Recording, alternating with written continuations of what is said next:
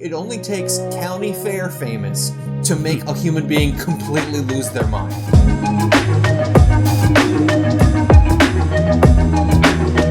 Perfect Blue is Satoshi Kon's masterpiece about the perils of fame, and I think it's not just about being famous, it's about how little fame it takes for you to completely lose your mind. And I think this story is not only incredibly layered, but might actually be an influence for a lot more movies in the West than we think it is. And that being said, my name is Charles.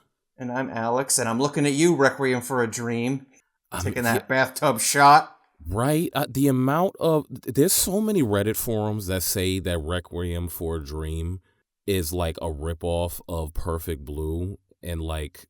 What? So wait a minute. Who directed that again? It was Darren Aronofsky.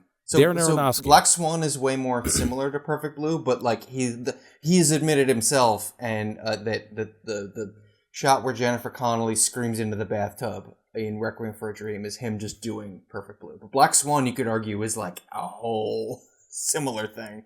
Yeah, there's an entire Reddit thread dedicated to how this man apparently rips off Satoshi Kon often. Mm-hmm. And I don't know about none. I didn't know about that until I was researching and watching this movie.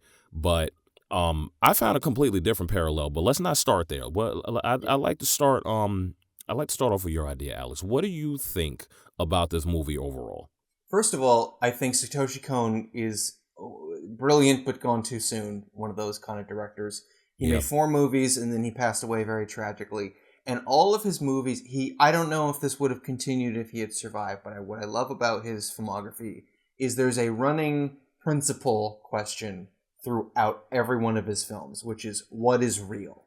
Mm-hmm. Perfect Blue is about when you are famous and can't trust anyone, and everyone's got a stake in what you do, who can you trust? When fans, go from people who like your thing to people who stalk you, at what point can you trust your own perceptions? Tokyo Godfathers is kind of a 180 where it's about several unhoused people trying to get a baby home for Christmas, but the whole time these kind of crazy coincidences happen that help them out, and it is kind of asking you to consider, are these coincidences or is there a divine force? Like, is God real? Is basically Tokyo Godfathers. And then there's Millennium Actress, which is what's real in terms of can you trust your own memory? And then Paprika is kind of a mishmash of things, but it's about dreams. But close enough. So it's all about what is real. And Perfect Blue, I think, is the perfect example of that because it is very much like this character is going through... literally, this movie shows you so many conflicting things that it is impossible, I will call it now, it is impossible to parse what is actually happening in terms of what is the real events of the film. But that's why I like it, because it shows you what it must feel like to be in the public eye to the point where you don't know who is using you, you don't know who is real, you don't know who you are. Like we talked about in the Better Man episode, that fame is an identity crisis. But what I think is really interesting is it's not a crazy famous movie star like Millennium Actress. It is a pop idol, which is a low tier, like county fair famous type of person who is trying to start like a career like as a bit player on a TV show. You have to it only takes county fair famous to make a human being completely lose their mind. And that's not talked about enough, about how so little fame is so potent that you spike a little bit of it. It's like fentanyl. You put a little bit in whatever you're snorting, and shit's going to change overnight in a bad way. Yeah, I can see that. My favorite YouTuber, Super Eyepatch Wolf, many years ago, he did an episode on Perfect Blue, and his episode was built on the thesis that Perfect Blue kind of predicted social media and parasociality, and how a parasocial relationship with someone you idolize, which is ironic because I'm talking about Super Eyepatch Wolf right now. But anyway, a parasocial relationship, which presumably there's somebody listening to us, which... a lot of layers to this. There's lots of layers, just like the movie. Mm-hmm. But a parasocial relationship for someone you idolize can often be a very dangerous one for the person that is like, I guess the parasocial target, if that makes sense, like the person that is being idolized. And I think when he said that, he touched on a lot of important things. Now, when I first saw that video essay, I didn't see the movie before. I saw the movie after I saw this video essay, which what sold me on the movie, because I hadn't really heard, like I heard about it in passing, but I hadn't heard about it enough to really dive in and actually see the film on my own. Plus, it was an accessibility thing. Back then, it was just difficult to get your hands on the film. That being said, I don't necessarily think that what he said was a stretch, especially when you consider that Perfect Blue is a period piece for the late 90s.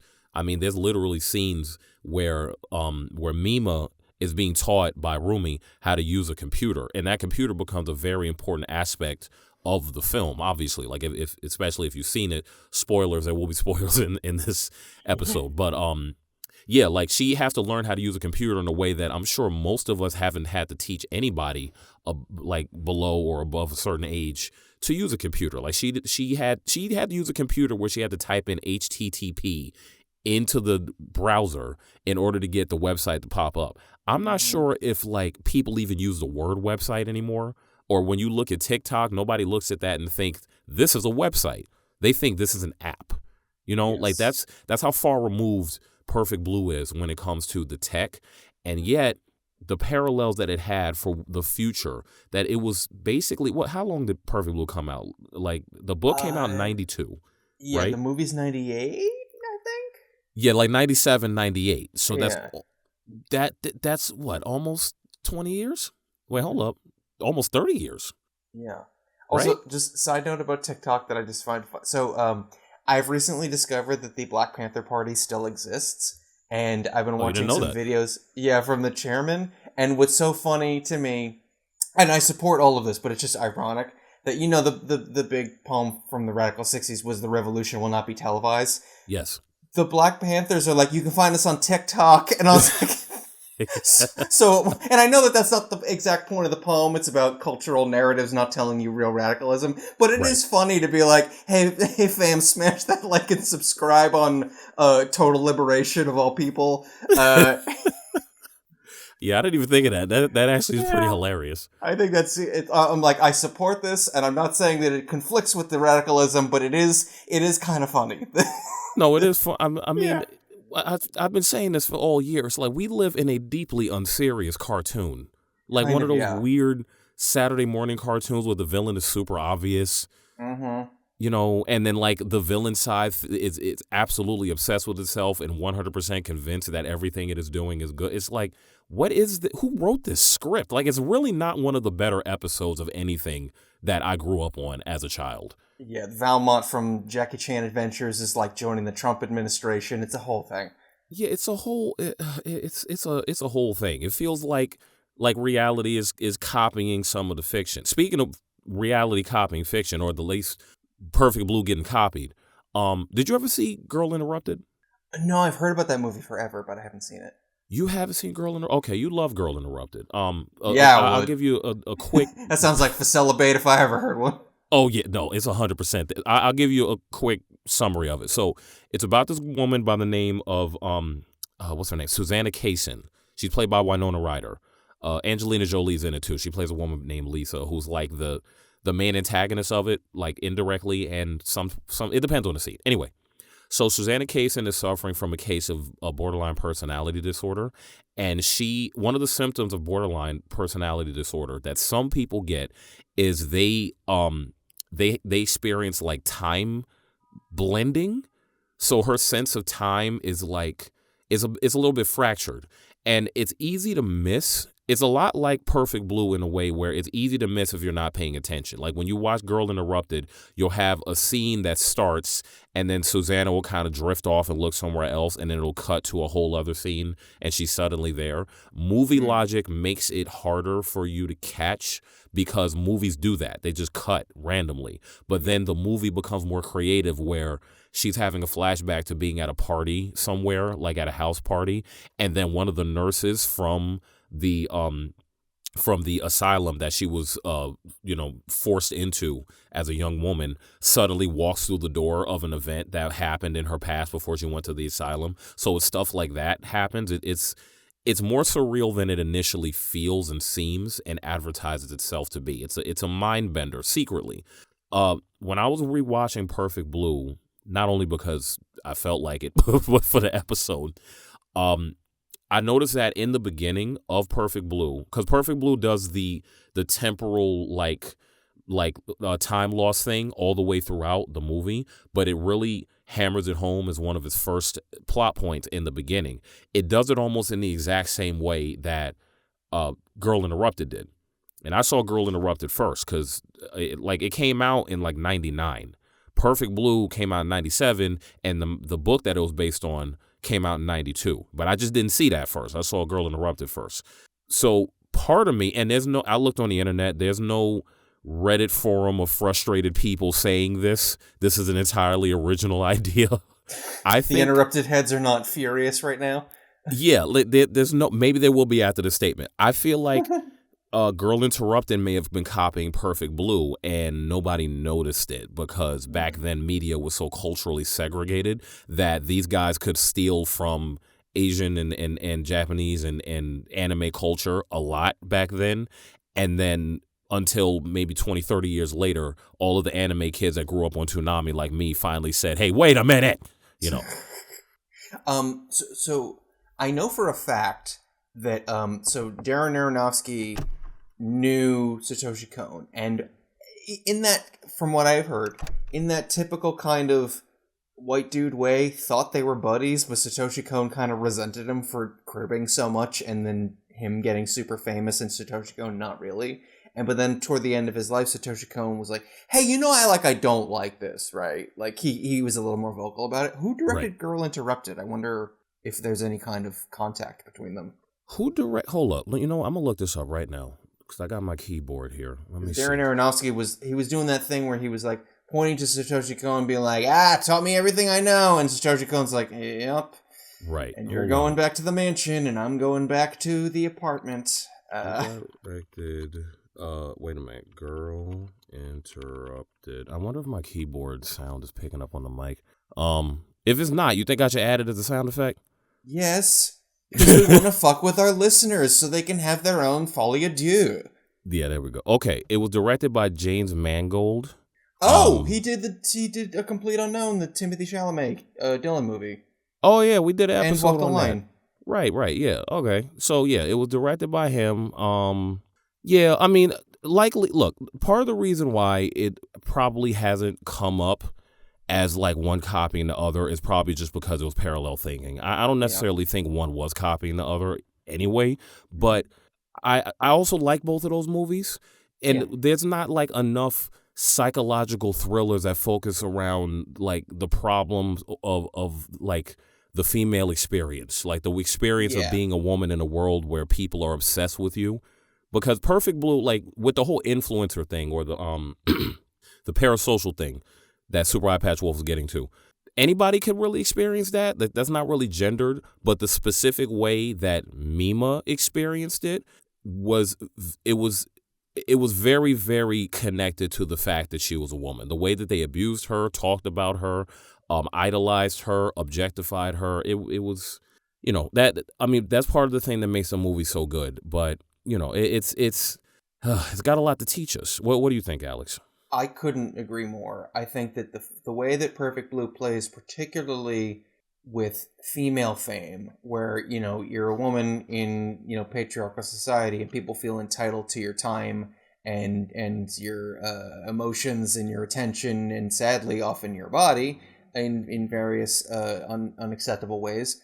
And this woman, like I said, she's not even that famous. The first scene is them doing like a mall gig, and it's clearly not really going that well, and her life is still falling apart because that's all it takes is that little bit. Because on top of already being under hyper scrutiny, and particularly I know less about the pop industry in Japan, but from what I've understood from this film and little bits I've heard commentary on this film, like it's very much playing into that sort of girl as perpetual child and not allowed to grow into a woman. And so you mean the lovingly named plot point Born Sexy Yesterday? Yes. It's I hate that. Yeah, and what I think this movie does really brilliantly is it shows you and again, full spoilers, it shows you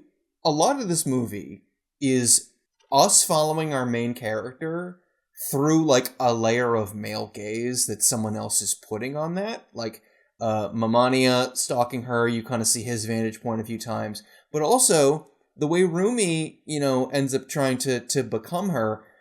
I think this is pretty clear, but it's also I'm sure there's a few different reasons, but one of the things that I've latched onto is the reason why she can't let Mima become something else is it ties into that sort of like purity culture of like, no, you stay a cute virgin forever. What are you doing showing your bush in the magazines? This kid will not stand. I'm going to start killing people over this. And so Rumi has absorbed that. She's got that internalized patriarchy where she is pissed off at Mima for wanting to not, it's like every, Disney kid then, or not everyone, but like a lot of them grow up to be pop stars and they want to, wear skimpy clothes or whatever. And then people get angry at them and they're like, what's that Sabrina Carpenter quote? She's like, hey, it's not my fault I had a job when I was 12.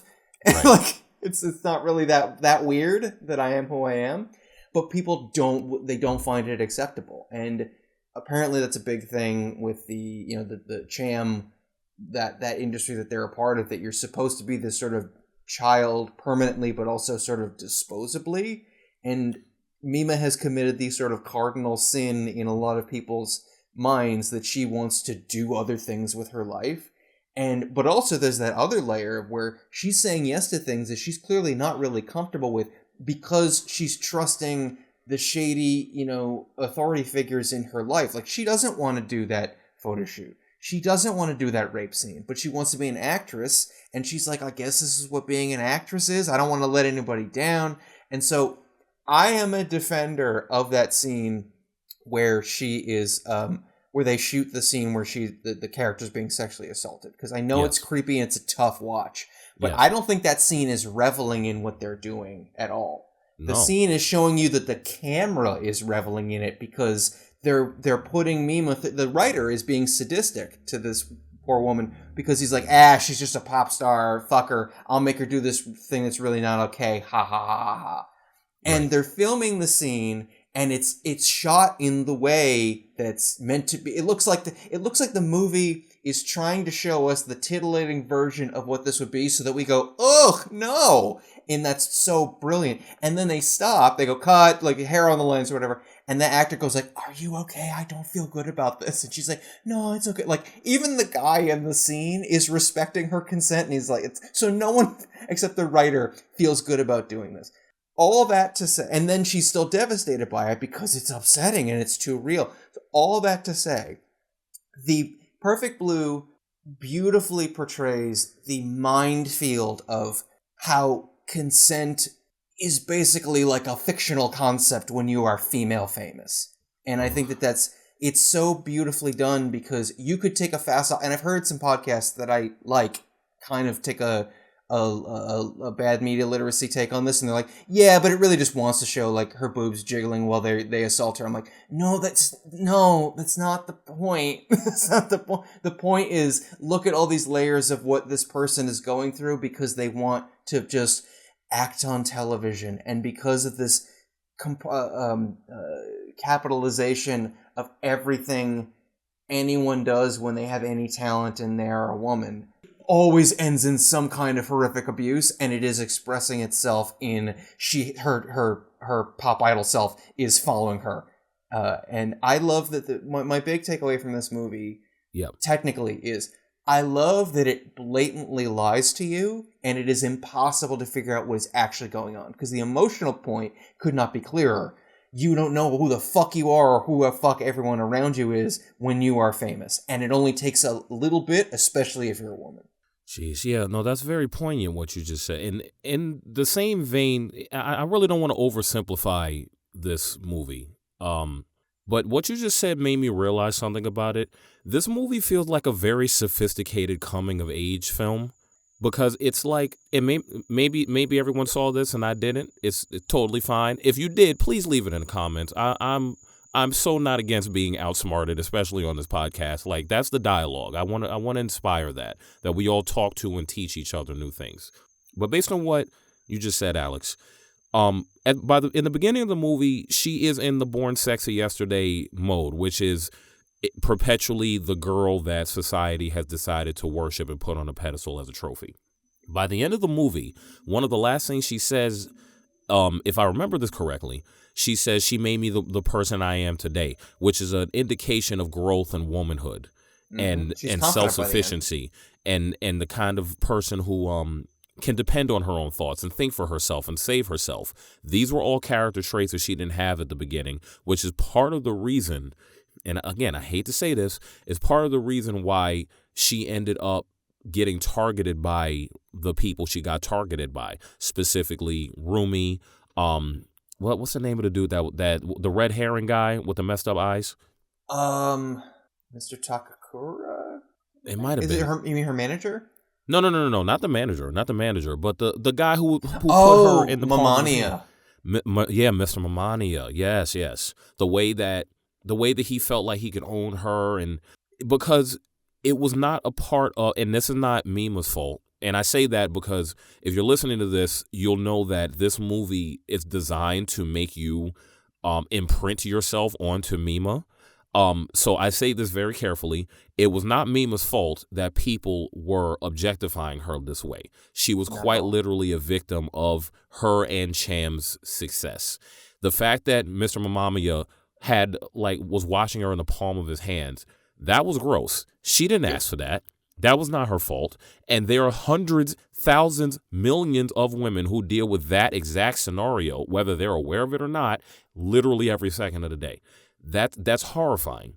And unfortunately, she was targeted for things like that and marketed for things like that because of her own nature, not the mental health stuff. Obviously not. Nobody even knew she had it 100%. It was because she was a bit on the codependent side. She didn't she trusted other people with her life a little bit too much. Not her fault. She was surrounded by predators that were looking for someone for her to do that. Even the people in her own group, the other members of Cham, the way they spoke about her when she wasn't around, like she was just so ready to give herself, to reveal her flesh to the world as if there was something wrong with her. Like there was nothing wrong with her. She was a person who was much closer to innocence than the corrupt world that she was living in. She was surrounded by people that wanted to just use her up and spit her out. The classic thing that everyone says about fame and Hollywood.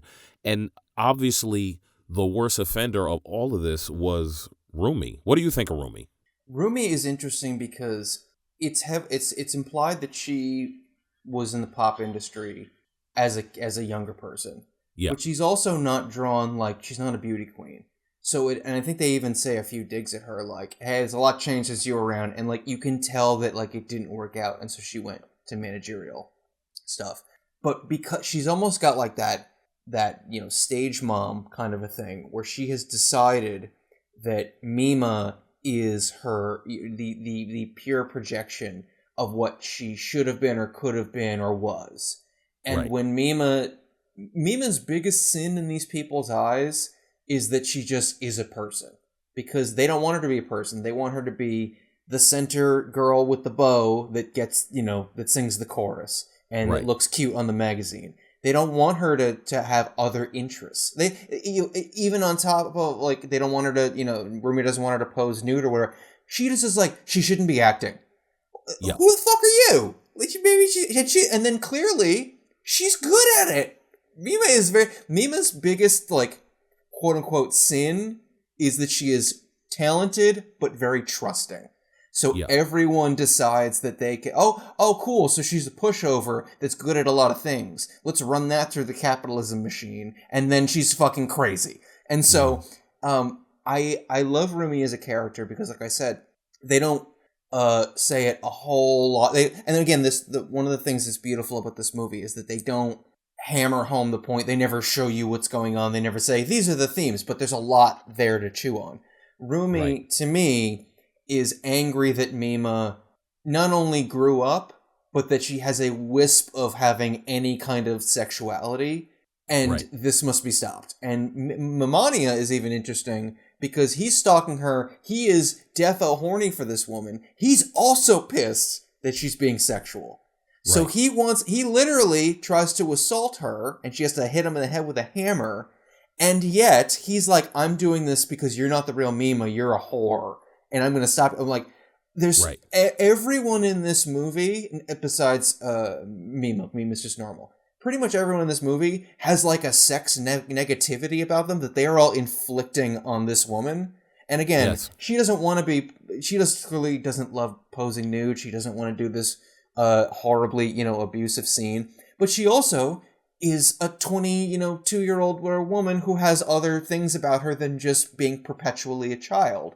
And everyone is angry at her for daring to express anything other than you're a pure, simple child with a beautiful voice. And that is a recipe for disaster, because it's almost like a commentary on how, like, if you become successful and you get in a meeting with like a network. I met somebody once who, I don't remember what network she was talking to, but she got some big meeting, and they go, sum yourself up in 3 words so we can sell you. That was literally what they said to her. And I don't remember what she said, but they wanted her to decide everything about her in 3 words so they would know where to funnel her.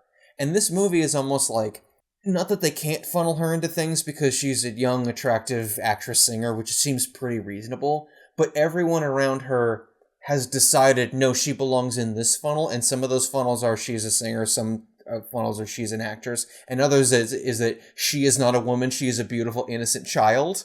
Yeah. And everyone is angry and fighting over her because she's just everyone in this movie is angry that the human condition cannot be completely capitalized.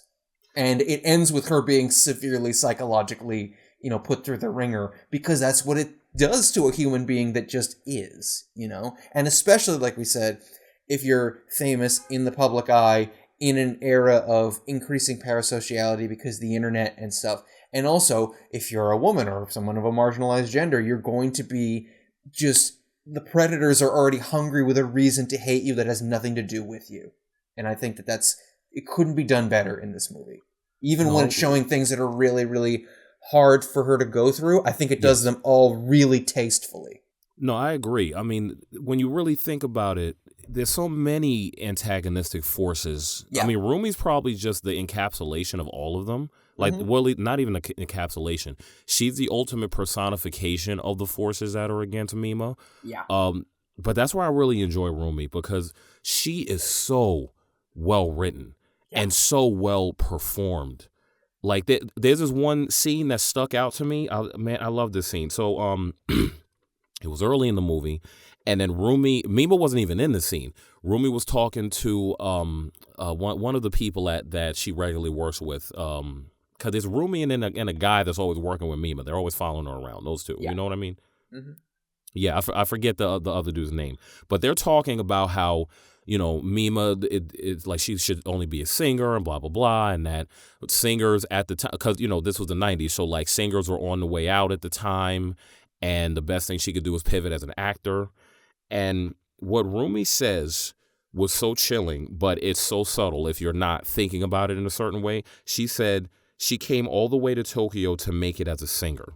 If you take the same delivery of that line and switch out the word she for I, then her entire MO gets revealed just off of the one way she said that. Because Rumi, because she's in a folie à dos with Mima. She's not aware of this, and neither is Mima until the end, but she's in a situation where she's sharing a psychosis with Mima, and Rumi believes that she is Mima, or at the very least, Rumi believes she should have been Mima, and then that should have been mentality has driven her to develop an entirely alternate personality, which, interestingly enough, is being supported by the main personality via gaslighting and being incredibly controlling over Mima's actions and her perspectives, and even down to setting up her own her computer for her. Like, there's much to be said about Rumi, primarily because the movie treats her like she's not even the monster from most of it, and she is the biggest bad in the movie. Yeah, it's the real big bad is the cultural control over famous women, and so it's all like you said, she's the personification of that. But I hadn't realized. I knew that clearly this is kind of a it should have been me situation. But like, yeah, she's like helping her with stuff and like setting up her computer. I'm like, this reads as codependent. It's like, no, sweetie, you can't do this yourself. Let me do it. Which is a Yeah. subtle hint at what is going to be later, but that is a real expression of codependence. Like when if you're trying to show your kid something and then you yell at them and you say, "Oh, I'll do it."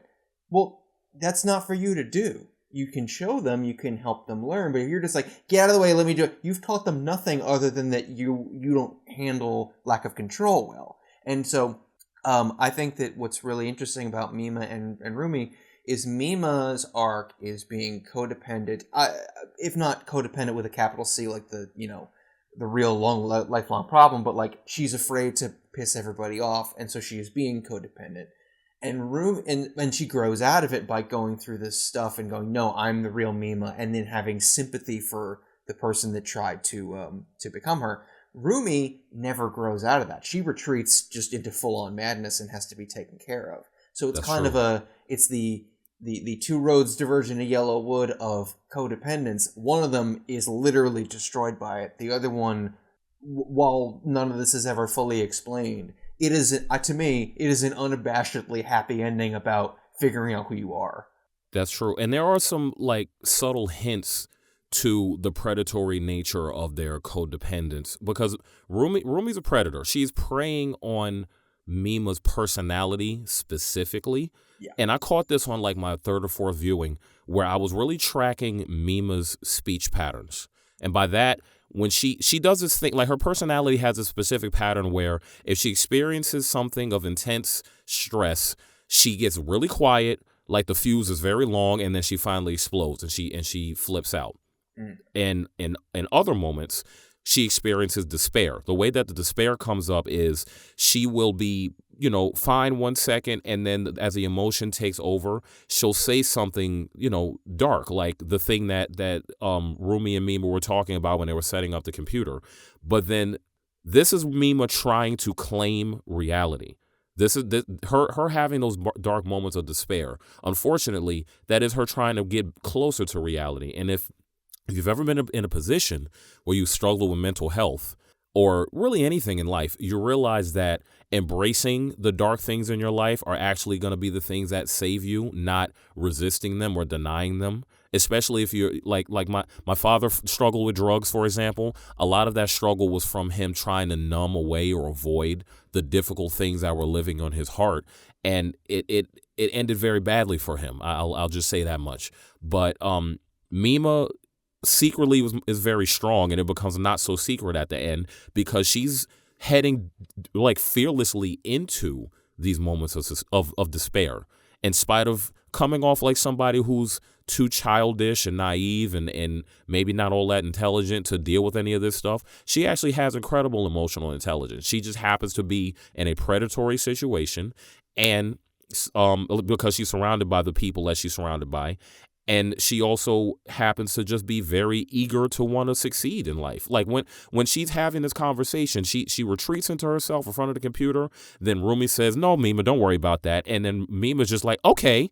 That way she said that. She does that a lot. And every time she does it, it's a very specific pattern of how she does it, which is like, yeah, there's some stuff on my heart that I need to resolve, but I really don't want to. Thank you for the escape. Like that. It's that back and forth, and people keep yo-yoing her like that, and it gets to a point where her mind starts to do it as well. Yeah, and I think what's even what I could even add to that is I think a lot more of what Mima is doing is probably, even though it's pretty clear she's doing a lot of things for other people, even down to like how she talks to them is probably just like she's probably internally, even on a good day before all this shit happens, kind of walking on eggshells. Like she calls her mom, and her mom is like, "Why are you doing this? Blah, blah, blah. We sent you to sing lessons." She's like, "Well, I don't have to always do." Okay. And I don't know. It's just too hard for me to understand. And then by the end, she's like, "Yo, I'm Mima, fucking learn it." I'm like, oh, she was playing dumb for safety, emotional safety before. Because you don't just get that smart overnight. That means that was always her, but she was afraid to kind of stand with her own 2 feet on the ground. Not that, like, I'm not saying that as a bad thing against her, but when everyone around you wants something from you and makes you feel like you're on the back foot, you just kind of will become someone else. And like you were saying, no one is happy when they're running from something. Everything is going to feel out of whack. If you're in denial or if you are trying to outpace your problems, it doesn't work, and you will become someone who you don't recognize, and that will make it worse.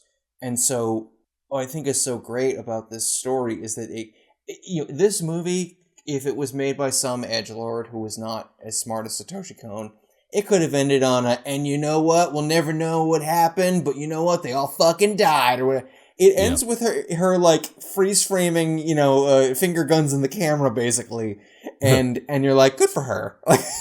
Yeah, it's like she figured it out. It's like the Stella got her groove back moment of anime. Yes, Mima got her psychosis taken away. Yeah, exactly. Which is a very different poster and soundtrack. Yeah, right, exactly.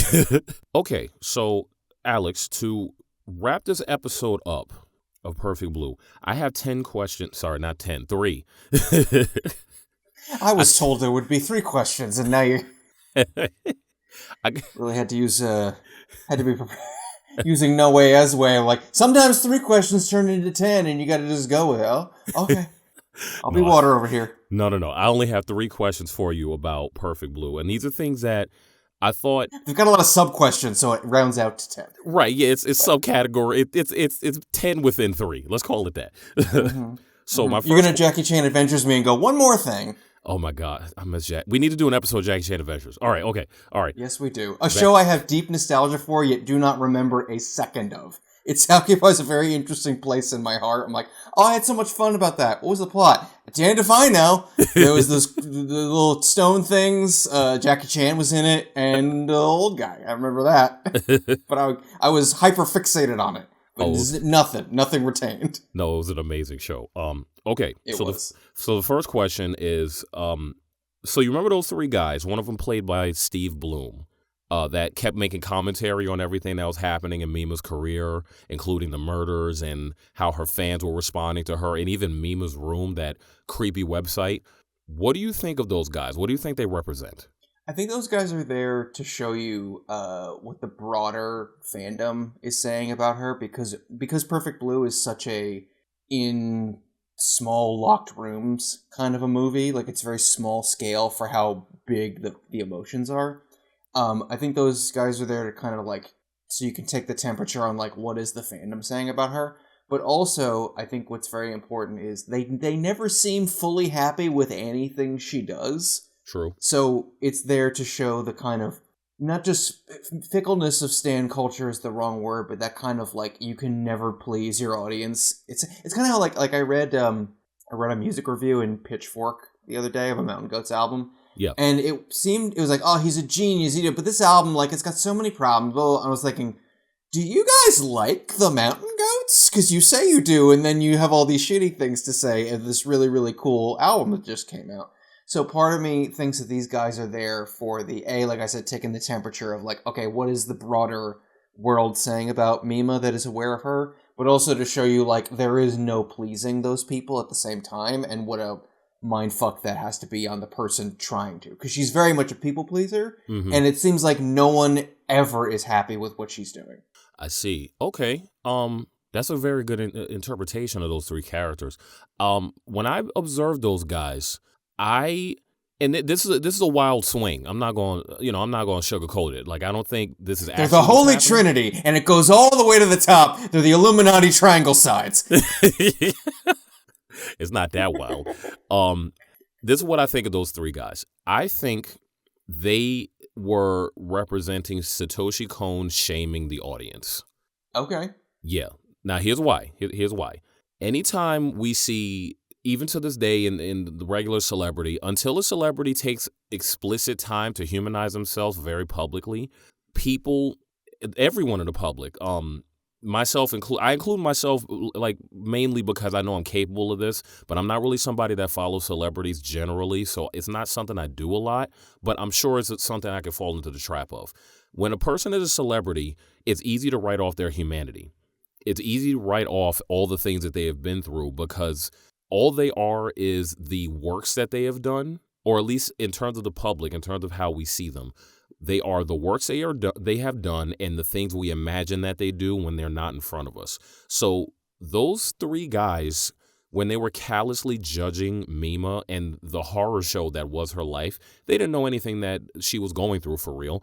They probably, like, if you ask one of them what her apartment looks like, they probably would have thought she lived in some kind of high-rise co-op penthouse type thing just because she was like semi-famous or at the very least a famous pop star. But we know what Mima's apartment looks like. Like, the whole apartment is basically one room, which it looks like a dorm room.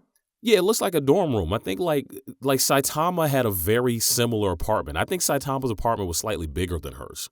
That's how.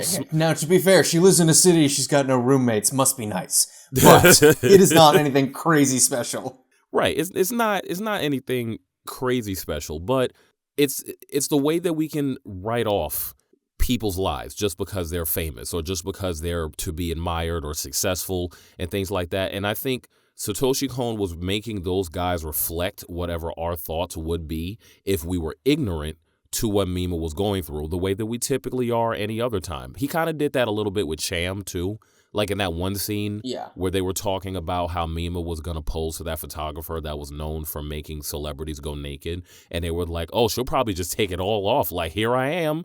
I think that was also Satoshi Kon going like, hey, just because you're on one side of this doesn't mean that you're allowed to disregard her humanity. It doesn't make you immune to this. It's like a reminder of that just because a person is in a high status, you should keep their humanity in mind at all times. And me personally, like, there's a lot of high status people that are really messed up and evil, but in my perspective, not acknowledging their humanity doesn't take away from the fact that they're messed up. Like, the Nicki Minaj's, the Trumps of the world, those kinds of people, they're human too, but they're exceptionally messed up human beings. And the last thing that people like that want is for you to understand their vulnerabilities by acknowledging them in that way. On the other hand, there's plenty of celebrities and, famous figures who are not evil and messed up, but they're still human as well. They require the same amount of acknowledgement. And because their nature is different, we would deal with it different. That's just how I saw those guys. I mean, they only they had like 3 minutes of screen time the whole movie. I guess this is a lot for that amount. But I think you're right. I think there's I think it's twofold. One, it's to say, it's to remind the viewer who isn't prone as much to those kind of celebrity judging or judging Mima specifically. Like, this is how people often react to what this character was going through, to teach you like, oh, this is what they deal with.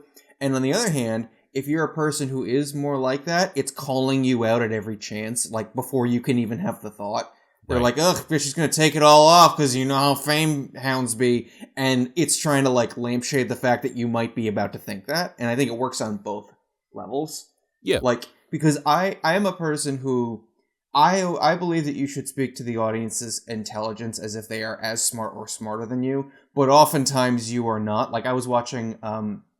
there was an MMA fight last night, and it was the mid card, and these two guys they're faking and feinting, and they're sizing each other up, and it's really interesting to watch because they're flowing, they're just trying to, but no one's busted a lip yet, and the crowd started booing. They're like, boo! And I was like, this is a masterclass in picking your moment. So I'm thrilled, but it's like, it is good to remind yourself how, like, oh yeah, this is what people like that who might be toxically drawn to this type of celebrity will be thinking. So you go, oh, that must be awful. And then if you are a person who maybe is thinking those things, it will maybe make you second guess those things. So you go, oh, that's not great. And also the middle ground being, because no one is completely immune to that because status does something to everybody's brain. If you're a smart, empathetic person, but you're on the cusp of like forming a thought like that, it will call you out and go, shit, I almost did the thing. And that's valuable too. So it's lampshading your thoughts or the thoughts of others before they can happen, which is really hard to do. That makes a lot of sense. Okay, next question I have for you. And this is a dark one. Why do you think Mima agreed to the infamous SA scene, the sexual assault scene? Why do you think she agreed to that? Because the movie was cleverly not super explicit about why she did. Why do you think she did? So I think, well, first of all, I think to explain why, you have to go back into why is she going into acting, because I've heard interpretations of this movie. They're like, oh, clearly the guy is just telling her what to do and abusing her and like leading her around. And I think that's wrong too. I think it's Mima wants to do this, but she is also crazy impressionable because she's a people pleaser. So you don't know how much that guy's in her ear or how much he's just pulling her along, but she wants it's left ambiguous, I think, to set the themes of the movie. So all she knows is being an actress. It's a foreign world to her, but she clearly has skill at it, and she's a people pleaser. And all these combine to she does not have a great time saying no into a world where she does not know what is explicitly okay and what is not okay, when it's like a gray area, which I myself struggle with in many areas of my life, and I'm sure a lot of people do, particularly if they have some codependent leanings, where you're like, okay, this doesn't feel great, but like maybe this is just what you gotta do, and you don't know if your gut is even right. So she does that scene. First of all, they put her in that scene because the writer is a shithead and doesn't like her and wants to make her feel bad, or at least like humiliate her. Right. And she does it because she doesn't want to say no, because she wants the broader goal if she wants to be an actress, and she's like, I guess this is what being an actress is. And she says, I think explicitly at least, she says, of course I didn't want to do it, but I didn't want to let everybody down. And so when you don't want to let everybody down and you are driven by your own goals, and I don't mean that in a selfish way, I just mean like this is something that she cares about, you will listen to people who do not have your best interest at heart. And even if you know that, it is often hard to say no to them because you might think it's your only way through, you're like, to get something better. So I don't know explicitly why she said yes, but I can think of 4 or 5 different reasons. And I think part of the skill of this screenplay is it gives you a whole lot of, at least a few explanations of everything that she does or anyone else does, but it's kind of impossible to pick, this is the one that has won out, and that's part of, like I said, the themes and the vibe of it all. But like, those are a few different ideas of like, she didn't want to do it, but she thought, I guess this is what you do. Is that making sense?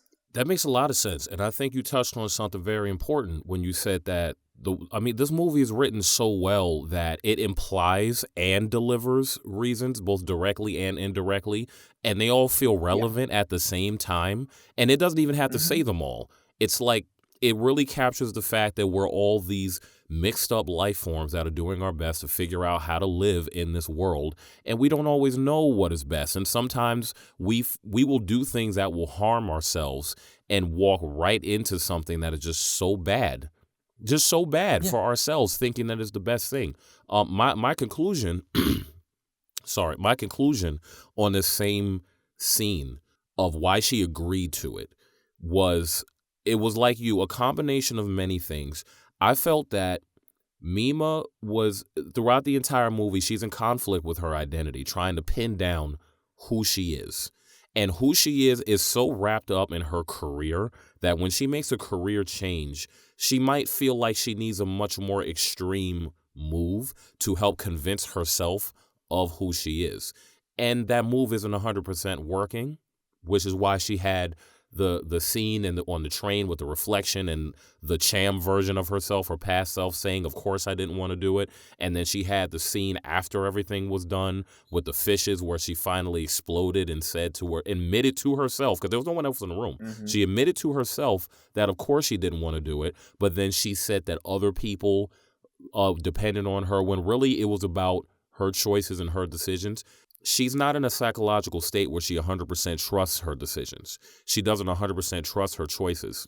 And her choices, frankly, are always taken into conflict. I mean, even that one phone call she had with her mother where she said, I quit Cham, I'm going to become an actor. Her mother immediately started arguing with her, saying that she had a family member that wanted an album, and that, it became this conflict that she wasn't just having with herself. She was having it with everyone around her too, whether it was business-wise or personal or parasocial, in the case of Mima's room and all of her fans and all of that. So, and I think the real nail in the coffin, from my perspective of this whole thing, is when Cham when she went to visit Cham in the studio, and then they said that they were hitting numbers that they never hit when Mima was still in the group.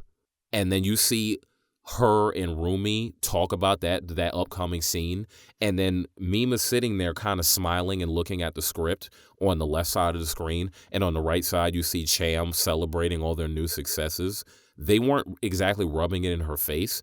And from her face, she wasn't exactly like displaying jealousy toward them, but just the compositional framing that felt like Satoshi saying this is in the back of her mind as a negative point in her life, and she wants better for herself, so she's going to double down on the decision to do this scene, probably because she feels like she now has to define herself on her own without Cham being there. Again, it's not about guilt. I mean, it's not about jealousy.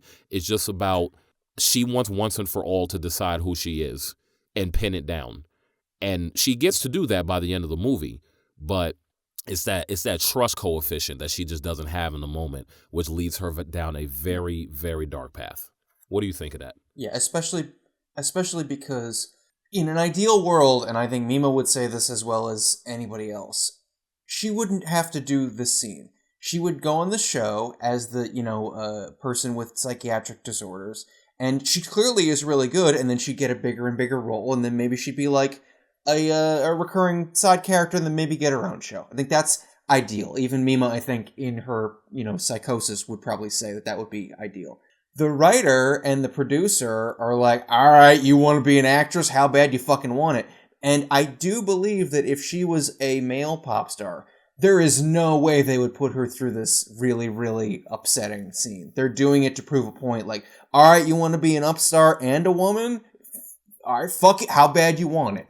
Well, we're going to make you, a piece of meat in this scene. And like I said, part of the cool thing about that scene is the other actors do not feel good about it. Like, it's not a scene that's portrayed like everybody is cool with it, but Mima, it's grayer than that, where everyone's like, hey, are you okay? And she's like, oh, yeah. And she isn't. And they do a good job of showing that. But the order from the writer's room is basically, ha ha ha, let's fuck up the new girl. And, when you don't have any frame of reference, I'm sure she knows this isn't okay. But if she has no map about how to go through this in a healthy way, if she feels this is her only option, she's gonna bite her lip and do it, and then go, okay, well, it's a scene, everyone's being professional, I don't want to do it. And then it's really upsetting, and she's got to deal with the fallout. And the writers, they go back to, they probably even forgot they did it in 2 days. And I think that's a really good kind of scene visualization of what it feels like to just do misogynistic shit when you are in the entertainment industry and you have the levers of power. Because you can just make people do shit and go, huh, lol, and then you don't have to reap any of the consequences of it. Yes, wow. Yeah, that's very true. I mean, we're two guys talking about this, which we should likely do a redux where we have a guest who's a woman on the show, where we revisit this particular series so we can get like a much more informed and objective perspective of this whole thing.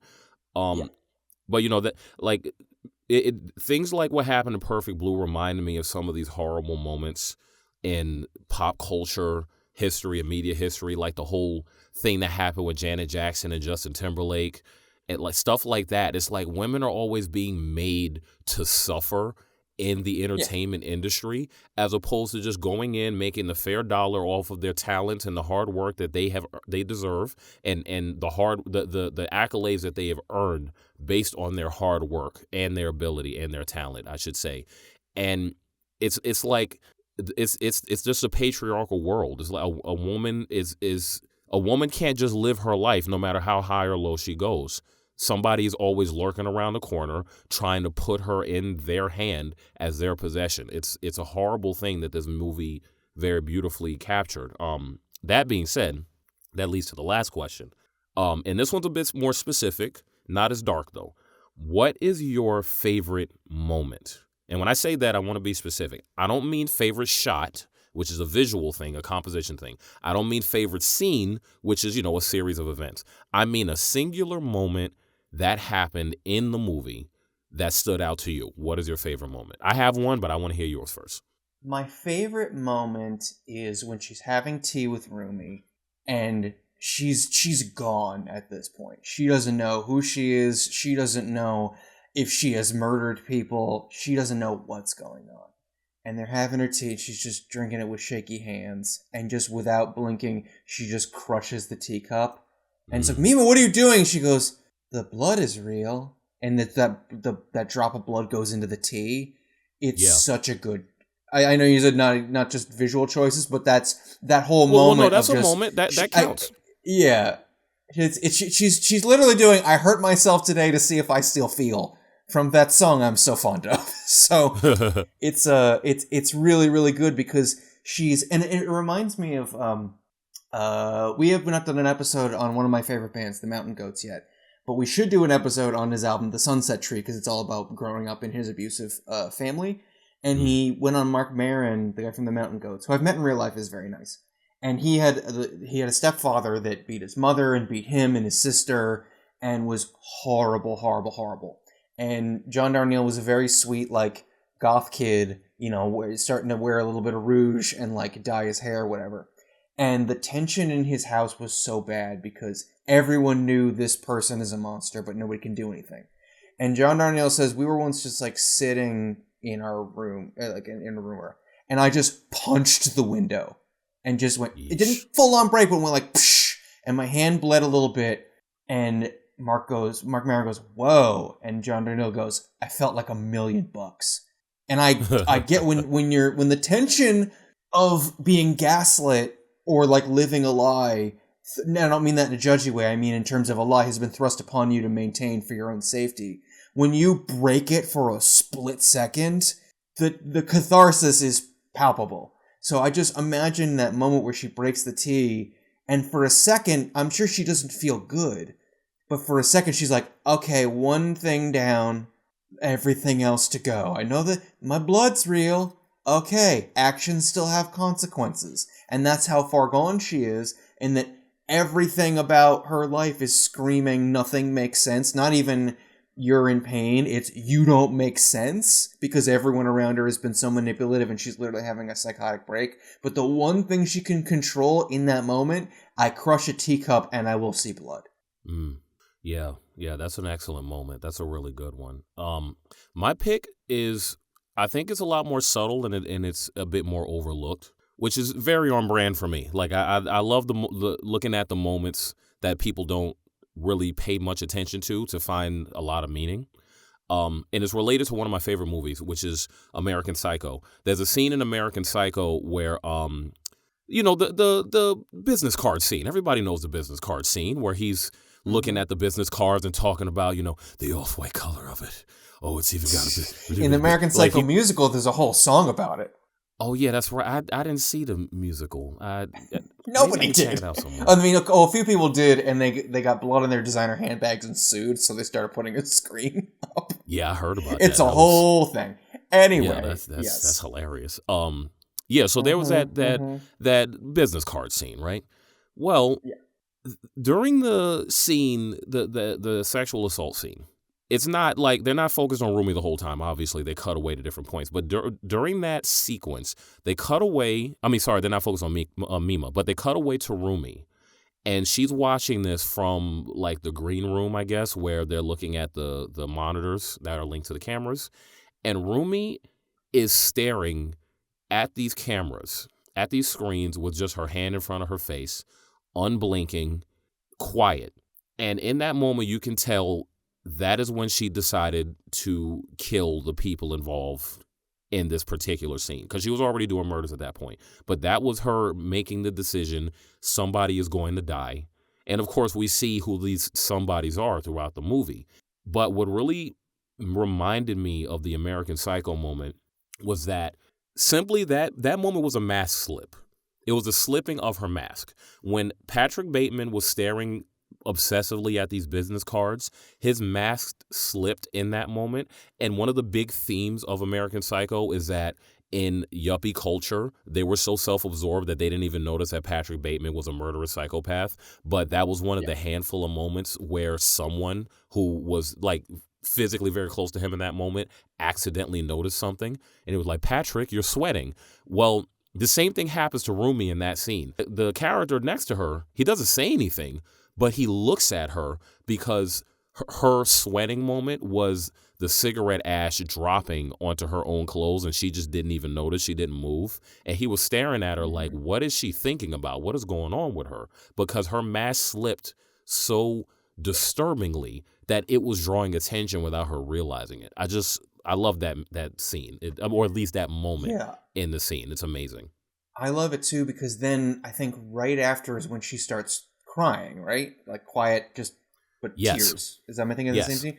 That's such a good moment, because once you know Rumi's whole arc, like I said, this movie, part of its genius is that not just that it gives you a whole lot of shit that doesn't make sense, it gives you a lot of answers that do make sense, but it does not tell you if any or all of them are true. And so you have to live in this gray area of it's probably a little of everything. So when you see Rumi crying, personally, I believe it is literally two things. I don't know in what measure, but it is two things. One, it is how dare they put her through this, because it is psychological torture. Two, how dare they ruin the purity of my Mima. And this is the thought that ends up her trying to kill Mima, because Mima in her mind is now not the real Mima. She is dirty through this stuff. So it is tears for and against Mima in a way, on a long enough timeline through the film. And I think that's so cool, because she's weeping for, this purity, virginity image that is dying in front of her, but also for sympathy for this woman being put through a horrible, horrible thing that should not be happening. And I love that it is not cut and dry either one. There is no point in this movie where they go, and here's all the things laid bare. Mima's actually got a psychological disorder, Rumi is crazy, and blah, blah, blah. It is a little bit of everything, and probably there's no wrong answers here. And not even just to the events of what's happening, but to the explanations and emotions behind it. And this is why it's one of the best movies ever, I think. It absolutely is one of the best movies in general ever made. Frankly, I totally get why Requiem for a Dream and Black Swan ripped it off. I mean, I wouldn't be ripping it off. I would just work harder to think of something great. And if I failed, then at least I tried. But that's me.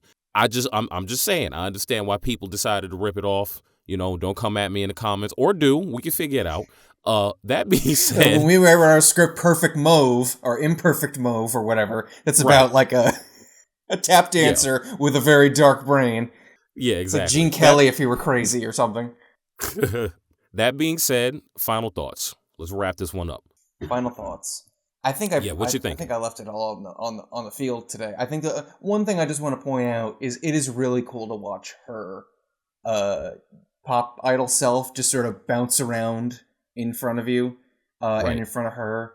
And I do appreciate that this movie, like I said, it is an inscrutable mess, and I mean that is a good thing.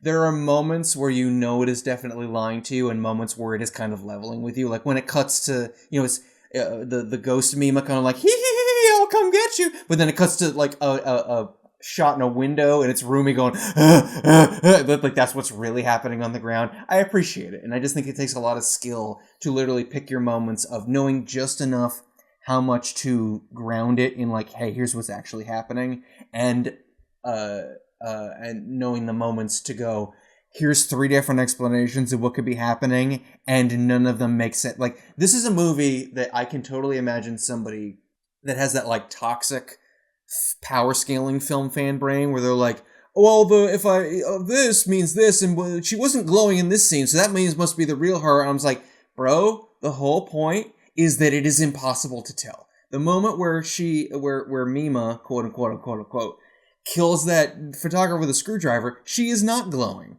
And you see it is Mima's face. I don't think that is Mima. I think that is Rumi. But the movie is in visual language showing you, it is not even using the same consistent language with you. It is showing you this story through what it must feel like to be Mima, which is, maybe I did kill those people? And so if someone wants to come out of this and go, hey, I think Mima actually did do one of those murders, I'd be like, okay, that's valid. I don't agree.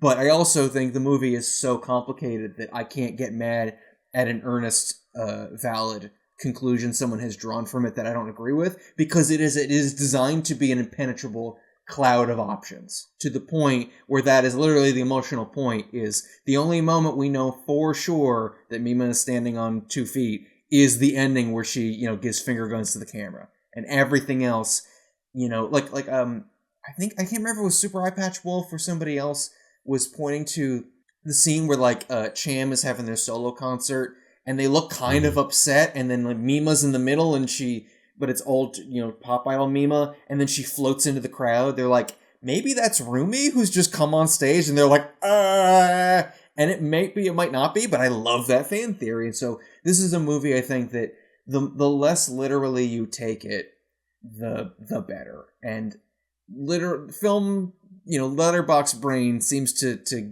silo people toward complete literalism, and sometimes you got to go, no, it's more complicated than that.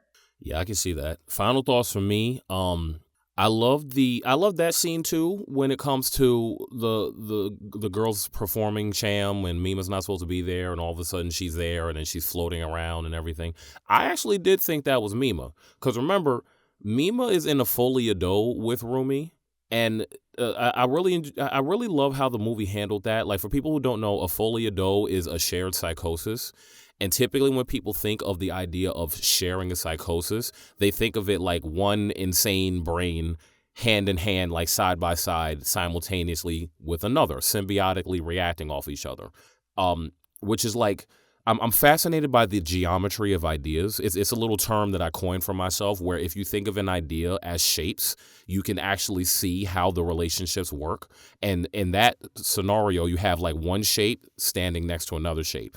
That's not what Perfect Blue does. It's one shape that is overlapping on another shape.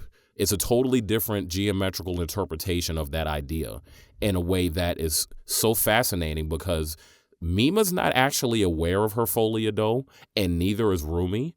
And typically when you see a folie à dos, at least one of those people is aware enough of the relationship to know that it's happening, but they're just kind of going with it because the psychosis has taken over completely. So I saw Joker folie à deux. Fuck that movie. Yeah, no, I heard that movie was terrible. I didn't even waste time. Folie à deux? Nah. Yeah. Folie à don't. No, it was so bad. It was so bad that I made a Harley Quinn video months in advance and didn't release it until the week before that movie came out. Go check out the main channel if you want to watch that. Anyway, yeah, it could have been Mima. It could have been Mima on the stage, because it would definitely explain the rest of Chan's reactions.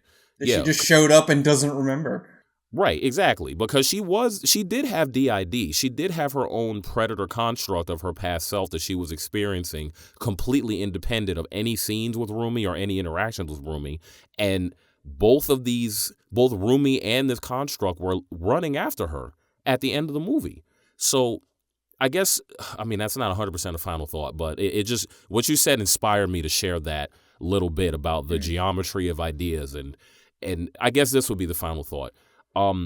Perception is reality, but your perceptions can be corrupted. That is very important to remember. This movie wants you to understand this in the best way that it possibly could, in the most artistic way it possibly could. But because it is a film, it too is subject to limited perspectives based on the medium, based on Satoshi Kon's own personal experiences, based on a lot of different factors, your own personal interpretations.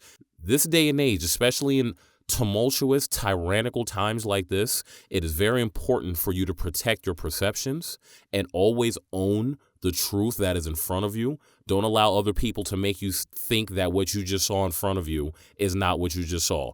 And if you've been looking at your Instagram feed for the last couple of weeks, I'm sure you know exactly what I'm referring to when I say that. That being said, please like, share, and subscribe. Hit all the buttons for engagement. Otherwise, YouTube and all the other channels will bury this episode and it'll feel like it never existed. And we will see you in the next one.